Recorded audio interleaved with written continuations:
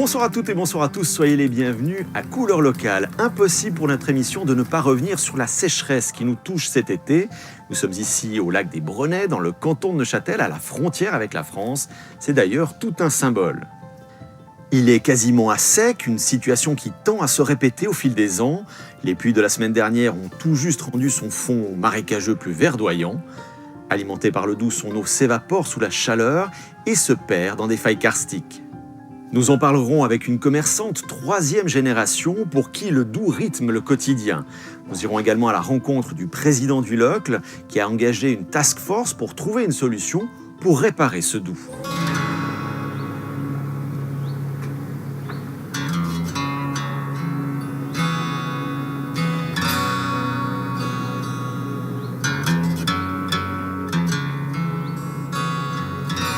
On est de retour sur le lac des Brenets, enfin ce qu'il en reste. Avec vous, Marie, bonjour. Bonjour, Raphaël.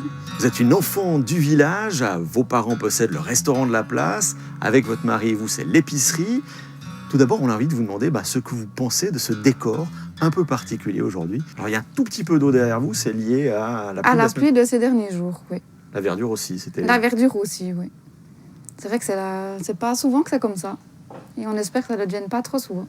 Depuis les années 50, vous êtes la troisième génération à vous être installée ici. Le Doubs fait un peu partie finalement de cette famille. D'ailleurs, vous vivez avec ses hauts et ses bas. Ah, totalement. On vit avec. Mon mari surveille tous les jours. Si ça remonte, si ça descend. Il vient garder des webcams. Mon grand-papa, à l'époque, descendait tous les jours. Ou bien on allait depuis le plus loin, il y a un point de vue, depuis le banc vert. On vient regarder le Doubs. Ça fait partie de nous, de nos vies, de la vie du village.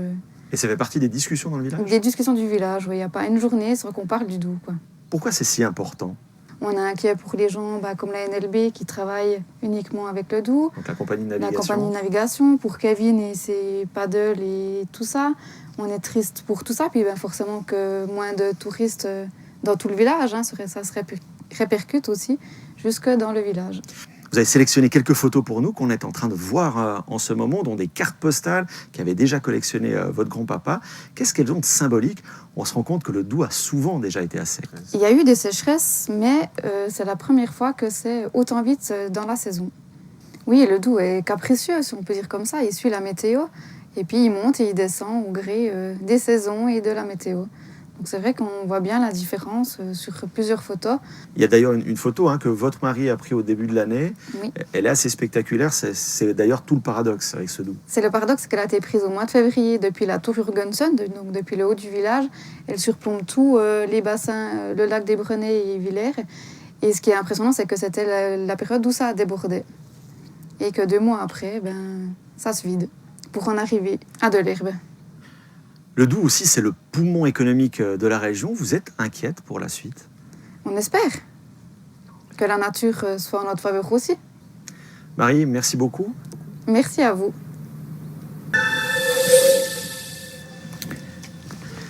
Et on est de retour au bord de ce lac des Brenets avec vous, Cédric Duprat. Bonjour. Bonjour à tous. Vous êtes le président du Locle. Depuis une année et demie, le village a fusionné avec votre commune. La première question qu'on a envie de vous poser, quel est votre sentiment à la vue de ce lac, presque 12 mètres en dessous de son niveau habituel ? Oui, alors effectivement, un sentiment de tristesse, mais aussi un sentiment de révolte par rapport à la disparition progressive de ce patrimoine naturel exceptionnel dans une certaine indifférence. Je crois qu'il nous faut absolument maintenant trouver des solutions puis libérer les forces pour arriver à une solution pérenne. Alors justement, vous avez lancé une task force à large échelle avec aussi les voisins français. Oui, tout à fait. Notre but, c'est véritablement d'alerter, mais aussi d'étudier et puis d'arriver avec des solutions dans le cadre de cette problématique. Justement, quelles solutions sont possibles ici ? Les Français avaient fait une tentative de boucher, parce que c'est une sorte de grand tuyau percé, le Doubs. Oui, tout à fait. Alors, il y a de cela une quinzaine d'années, nos amis français avaient réussi à colmater finalement les fuites liées au karst qui prédomine au fond du Doubs. Malheureusement, cette solution avait été particulièrement efficiente. Malheureusement, suite à un séisme, des failles se sont réouvertes et puis il y a à nouveau eu un phénomène de siphonnage. Des solutions sont en phase d'analyse, récupérer le limon pour colmater les failles, mais il nous faut une volonté, et volonté, il y aura. Parce que c'est devenu un site touristique d'importance. Ici, des milliers de visiteurs chaque année. On venait pour l'horlogerie, on vient pour ce site aujourd'hui. Oui, tout à fait. Alors le Locle, bien entendu, et tout comme les Brenets, sont historiquement des régions industrielles. C'est un peu la Chine, la Suisse au niveau de la production, atelier de production. Maintenant, depuis quelques années, on a véritablement pris le tournant touristique avec des marqueurs identitaires qui nous permettent de nous différencier, qui sont particulièrement renommés. Je pense notamment au patrimoine mondial de l'humanité. Mais l'eau, c'est vital. Le Locle est bâti sur un lac. Alors effectivement, le Locle vient de lac. L'ensemble du patrimoine inscrit à l'UNESCO est sur pilotis. Et puis c'est pour ça que les premiers habitants sont venus dans la mer commune des montagnes châtoises, puisque c'était la seule place où il y avait de l'eau. Très bien, merci beaucoup. On vous souhaite bonne chance en tout cas dans ce combat.